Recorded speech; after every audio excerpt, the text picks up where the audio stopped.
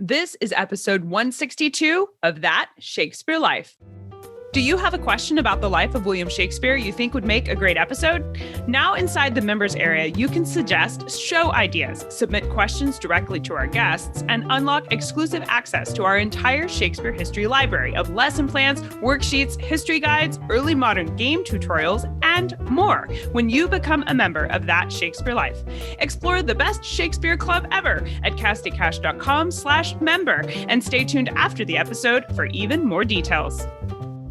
Hi, I'm Peter Wilson, author of Europe's Tragedy, A History of the 30 Years' War. Another great method for studying the life of William Shakespeare includes listening to this. It's That Shakespeare Life with my friend Cassidy Cash.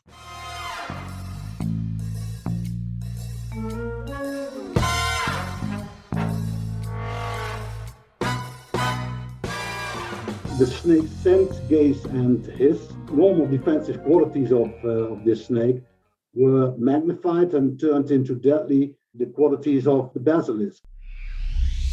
Welcome to That Shakespeare Life with Cassidy Cash. Cassidy believes that if you desire to successfully learn or perform Shakespeare's plays, then understanding the real life and history of William Shakespeare himself is a must. That Shakespeare Life is the podcast that helps you go beyond the curtain of some of Shakespeare's most iconic works and explore the world of early modern England as Shakespeare would have lived it, learning from the writers, historians, and performers who know it best.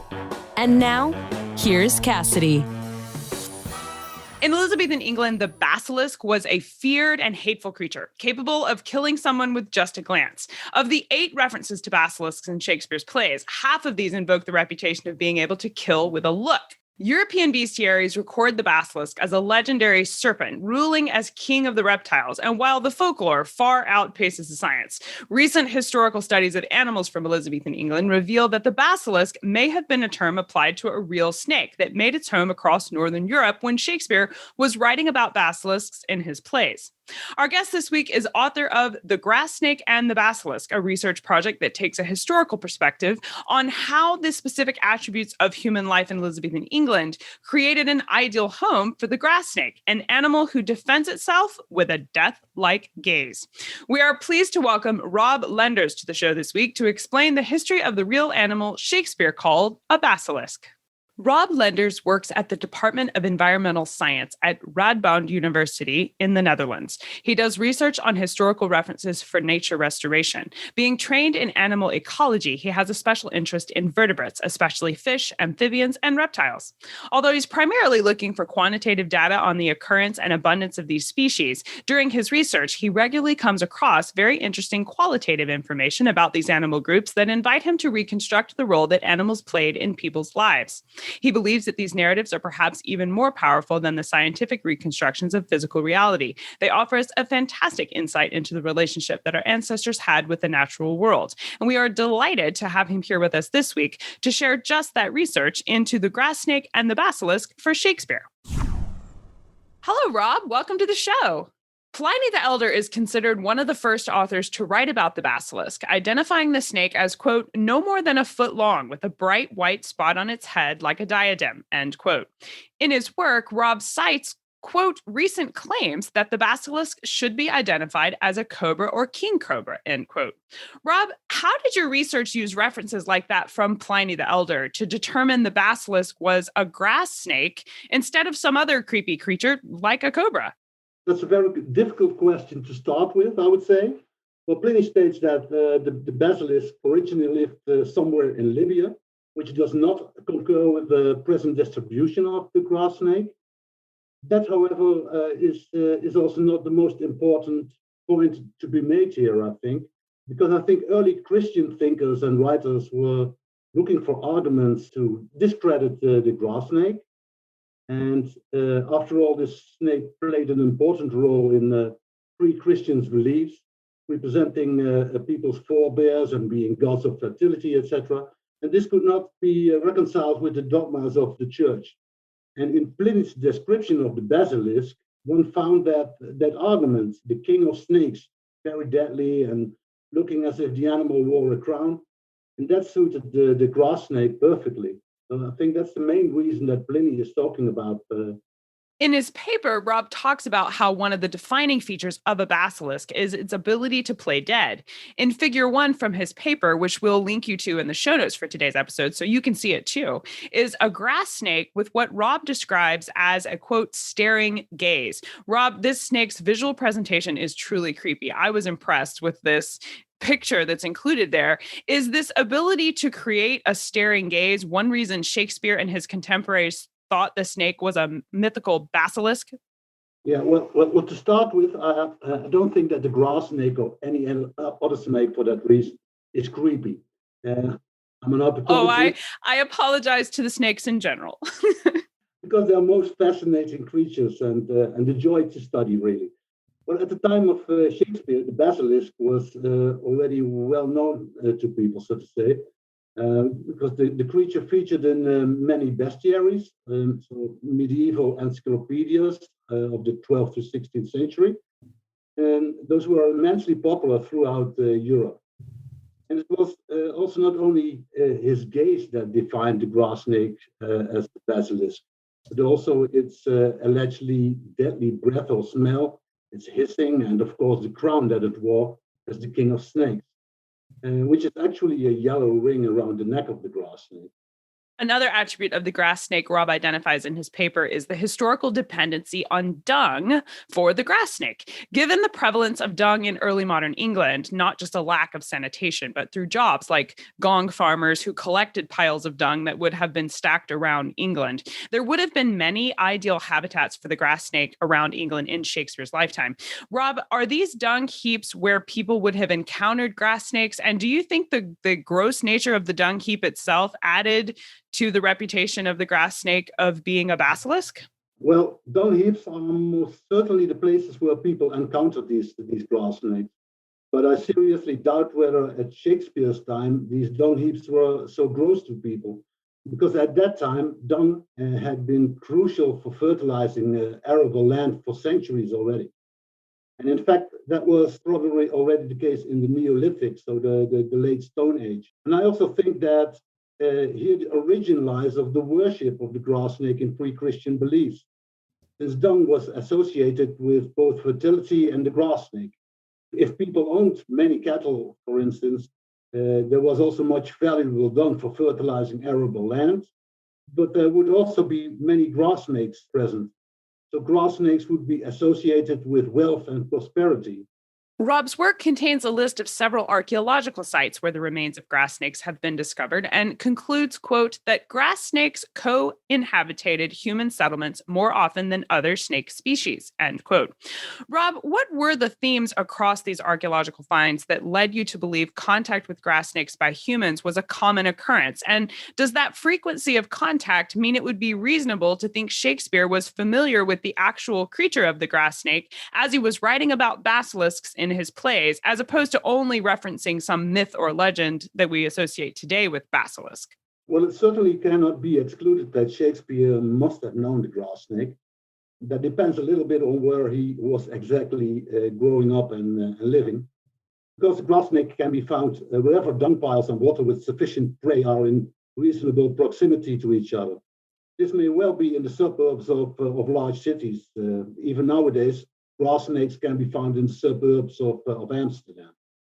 However, this in no way implies that Shakespeare must have made the link between the grass snake and the basilisk. Because already by the late Middle Ages, most writers and other scholars had completely lost the link between the two species. Although a contemporary of Shakespeare, Topsell, writer of the book The History of Serpents, did see the similarity between them. Despite being known as a creature who could kill with just a look, not everyone held the basilisk in contempt. Rob writes that the grass snake was not poisonous and that some farmers saw the grass snake as a sign of protection for their livestock. Rob, you alluded to this earlier when you talked about fertilizer being seen as a valuable asset for farms. But when the basilisk wasn't killing with a glance, what attributes did the grass snake have to make it a sign of protection in the minds of Elizabethan farmers? Yeah. The 19th century stories from the Baltic states teach us farmers were, and also probably during the time of Shakespeare, were perfectly aware that grass snakes were completely harmless. Christian writers completely exaggerated the harmless qualities of the grass snake to give shape and form to the basilisk, so to say. The snake's scent, gaze, and hiss, normal defensive qualities of this snake, were magnified and turned into deadly the qualities of the basilisk. However, the most important positive characteristic of the grass snake, its connection with dung and thus with prosperity, was translated into the birth of the basilisk in the dung heap.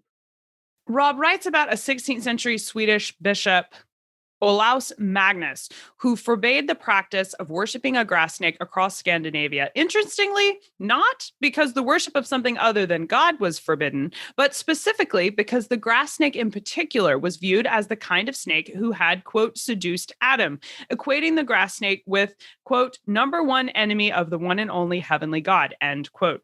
Rob, this reference comes close to Shakespeare's lifetime, but for Elizabethan England, was the basilisk also seen as a sign of evil or condemned by Christianity specifically?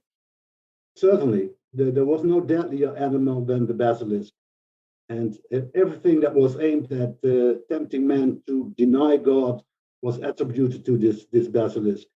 The animal was the Antichrist in person, you could say. By as late as 1520, Rob writes that the basilisk was specifically identified by its horrible breath, considered to be poisonous. Now, we know this isn't true of the actual grass snake, but Rob, was the real grass snake known for smelly breath? Now, anyone who has ever tried to catch a grass snake has probably experienced that grass snakes can be very smelly. Although it's not its breath but that stinks, but as soon as you succeed in catching a grass snake, its defense mechanisms is to pour the entire contents of its intestines over you. Oh, that's so disgusting. Yeah. I didn't realize that's why it stank. Yeah. This is such a penetrating smell that you can still smell it after several days, no matter how long you wash yourself. So the grass snake is also one of the few reptiles which can be in fact identified by smell. In some circumstances, you can simply smell that a grass snake has been present in a particular place. So it is smelly, yes. Historically, the philosopher's stone, the alchemical key to creating gold, came in two forms. Falstaff draws attention to the two versions of the philosopher's stone when he says, quote, "I'll make him a philosopher's two stones to me," end quote. That comes from Henry IV, Part 2. The first version was a white stone used to make silver, while the second and more valuable was the red stone used to make gold. Rob writes in his work that the basilisk's eggs were, quote, used to produce a white philosopher's stone, end quote. Rob, how was the basilisk's eggs considered useful to the production of the philosopher's stone? Yeah, I'm sorry about that, but the recipe for the philosopher's stone is unknown to me. To be, I thought you were going to give us a big secret there. I'm sorry. Yeah, and I also would not know how to get hold of real basilisk eggs because they simply don't exist. I only know that it was considered a crucial ingredient to produce the philosopher's stone. Do you know if people in Shakespeare's lifetime would gather up grass snakes or hunt for basilisk eggs in grass snake nests or something to try and use them for this purpose? No, I don't think so. First thing is, of course, that the basilisk doesn't exist. So where do you have to look for its eggs? Secondly, who would go looking for the world's deadliest animal to try and steal its eggs? You must be crazy to do that, right? I suppose so. It wouldn't be something I'd sign up to do. Along with mentioning the basilisk 8 times, Shakespeare mentions the cockatrice 4 times across his works, referring to the cockatrice the same way he refers to the basilisk as having a, quote, dead-killing eye, as he says in Rape of Lucrece. And Toby Belch in Twelfth Night says that, quote, they will kill one another by the look, like cockatrices, end quote. Rob's work examines several medieval and post-medieval works dating through the 17th century that significantly overlap and intertwine the cockatrice with the basilisk, suggesting the two creatures might be the same thing. Rob, what did your research reveal about the relationship between the basilisk and the cockatrice? Apparently, there came a time when the image of a basilisk, which was, after all, seemingly a fairly normal snake, was no longer terrifying enough. And an even more repulsive creature had to be invented, so to say. And since there had already been stories about the basilisk being born from the eggs laid by a rooster, an animal that is also often depicted as standing on a dung heap. And nothing seemed more logical than to create this creature, which was a sort of a hybrid between the snake and the rooster. In this way, I think that the cockatrice was born. The cockatrice is a combination of a rooster and a snake, and Rob's work identifies an illustration of the basilisk from 1640 that is just this combination. We'll put a link to that in the show notes for today's episode so you can see the image yourself. Rob, this rooster snake combination is truly a horrifying image, as you say. They invented something that does intimidate even to look at the picture today. But the engraving shows these creatures as a hybrid, and that same man who did the engraving created a second image, also of a basilisk the same year, that looks much closer to what you would think of as a regular snake. Rob's work also identifies engravers like Matthäus Marian in the 17th century, who depict the basilisk as a grass snake with exaggerated features, suggesting again that the basilisk and cockatrice were the cultural definition for a real creature. And while they may have had fantastic attributes given to them by superstition or religion, it was ultimately just a snake. Rob, based on your research, what then would you suggest for us to have in mind about Shakespeare's understanding of the grass snake when we see basilisks and cockatrices in Shakespeare's plays? How real were these creatures as Shakespeare invoked their reputation for his performances? Yeah, I think that by Shakespeare's time, people had long lost the original connection between the grass snake and the basilisk. And I think for most ordinary people, they were two completely different creatures by then. That does not mean that the basilisk was not real in their perception. However, I think that the better educated were probably aware of the imaginary mythical status of the basilisk, but will also have known what effect the mention of the basilisk or the cockatrice must have had on their audience, evoking a feeling of fear. That's, I think, why they use these images. I know we would love to explore the grass snake, the basilisk, and cockatrices more. In addition to your research that we'll link to in the show notes for today's episode, what are some of your favorite books or resources you can recommend we use to learn more? Well, to be honest, I don't think there is a good book yet about the basilisk and the cockatrice. But more generally, there are a number of books that I would recommend if someone is interested in the historical relationship between humans and animals on a cultural or even metaphysical level.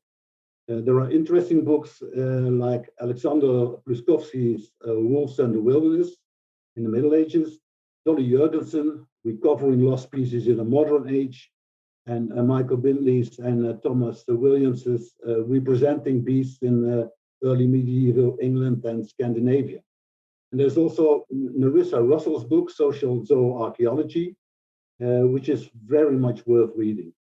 These are excellent places to start. We'll link to these books along with Rob's work in the show notes for today's episode. So make sure you hop over there after the episode to make sure you get that and all of the images that we've mentioned in today's interview. Rob, we ask everyone this next question here at That Shakespeare Life, and that's, what's the one book you would take with you on a deserted island? My friends in England tell me I'm supposed to allow you the complete works of Shakespeare and a copy of the Bible. So your choice would be in addition to those. Yeah, definitely, this would be Terence White's book, Arthur, the Once and Future King, no doubt about it. That is a great choice. And actually, I don't think I've had anyone on the show make that selection for their desert island book yet. And I think you would be well set up with that for sure. So what's next for you? What are you working on now that you're excited about? Well, I'm currently working on a great deal of historical relationships between animals and humans, including species like sturgeon, wild horses, tree frogs, rats, and salmon, and especially the mythical anecdote that servants in history used to have it in their contracts that they only had to eat salmon a limited number of times a week. It's particularly challenging to me at the moment. So I'm working on that. That sounds exciting and fun. Well, Rob Lenders, thank you so much for being here with us this week and walking us through the history of the grass snake, the basilisk, and the cockatrice as we explore the life of William Shakespeare. It's been fun talking with you. My pleasure. As promised, over in the show notes, you can see images of the grass snake, including the yellow ring around its neck that makes it look like it's wearing a crown, an engraving of that wild rooster-snake combination drawn in 1640, and even the staring gaze of the basilisk that grass snakes are well known for. Find all the images as well as links to Rob's work and the resources he recommends, all packed into today's show notes at CassidyCash.com/episode 162. That's CassidyCash.com/EP162. Don't forget that the streaming version of our episode today is available for free on YouTube. Find that at youtube.com/c/CassidyCash. And if you'd like all the video content of our show, including animated plays, bonus interviews, documentaries, and more, then consider becoming a member of That Shakespeare Life. Along with our digital streaming app, we have history activity kits, worksheets, diagrams, illustrated history guides, and behind-the-scenes access where you can submit questions to be asked live on the air. It's the best Shakespeare Club ever, and you can join us inside today at CassidyCash.com/member. That's CassidyCash.com/member. That's it for this week. Thank you for being here. I'm Cassidy Cash, and I hope you learned something new about the Bard. I'll see you next week. Bye-bye. Thank you for listening to That Shakespeare Life. As always, the best conversations happen after the episode over at CassidyCash.com. Become a part of a vibrant Shakespeare conversation by adding your voice over at the website. Until next time, remember, when you want to know William Shakespeare, you have to go behind the curtain and into That Shakespeare Life.